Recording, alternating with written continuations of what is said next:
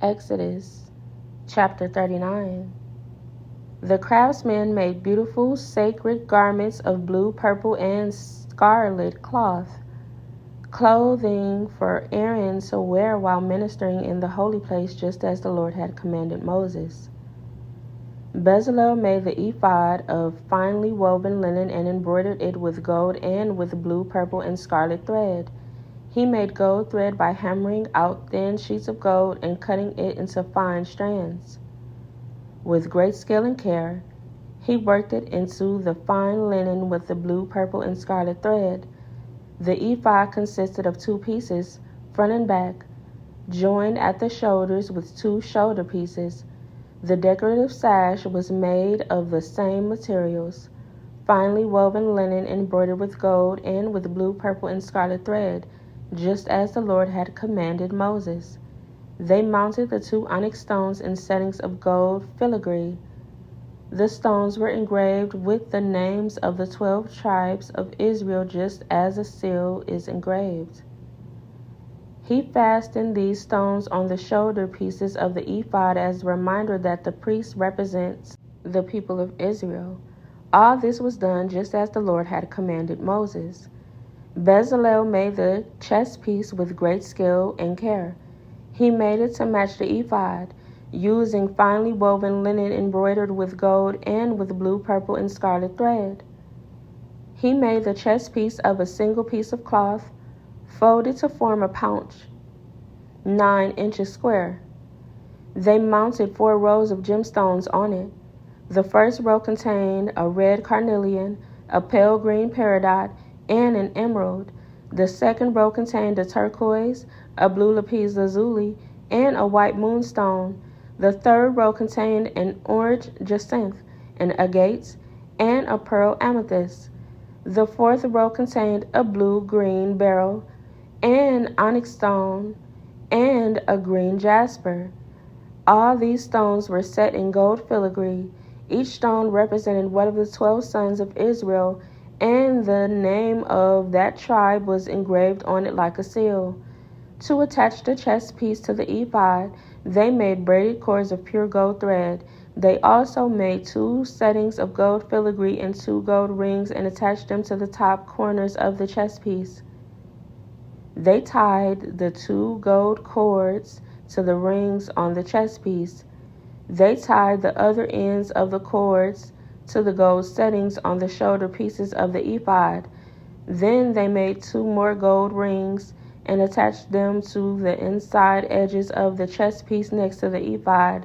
Then they made 2 more gold rings and attached them to the front of the ephod, below the shoulder pieces, just above the knot where the decorative sash was fastened to the ephod.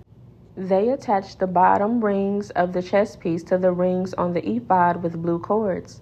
In this way, the chest piece was held securely to the ephod above the decorative sash. All this was done just as the Lord had commanded Moses.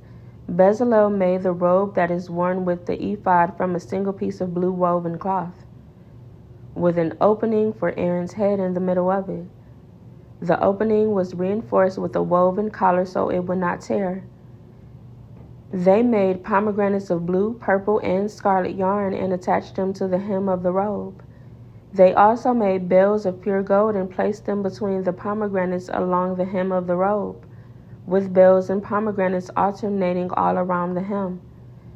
This robe was to be worn whenever the priest ministered before the Lord, just as the Lord commanded Moses. They made tunics for Aaron and his sons from fine linen cloth. The turban and the special head coverings were made of fine linen, and the undergarments were also made of finely woven linen. The sashes were made of finely woven linen and embroidered with blue, purple, and scarlet thread, just as the Lord had commanded Moses. Finally, they made the sacred medallion, the badge of holiness, of pure gold. They engraved it like a seal with these words, "Holy to the Lord." They attached the medallion with the blue cord to Aaron's turban, just as the Lord had commanded Moses. And so at last the tabernacle was finished.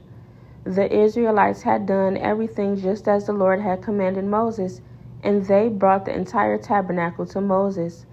The sacred tent, with all its furnishings, clasps, frames, crossbars, posts, and bases, the tent coverings of tan ram skins and fine goatskin leather, the inner curtain to shield the Ark of the Covenant and its carrying poles, the Ark's cover, the place of atonement, the table and all its utensils, the bread of the presence, the pure gold lampstand with its symmetrical lamp cups, all its accessories, and the olive oil for lighting, the gold altar, the anointing oil and fragrant incense, the curtain for the entrance of the sacred tent, the bronze altar, the bronze grating and its carrying poles and utensils, the wash basin with its stand, the curtains for the walls of the courtyard, the posts and their bases, the curtain for the entrance to the courtyard, the ropes and tent pegs,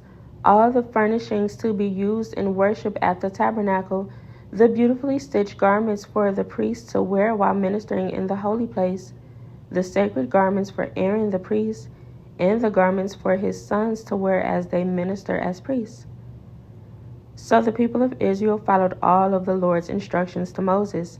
Then Moses inspected all their work. When he found it had been done just as the Lord had commanded him, he blessed them.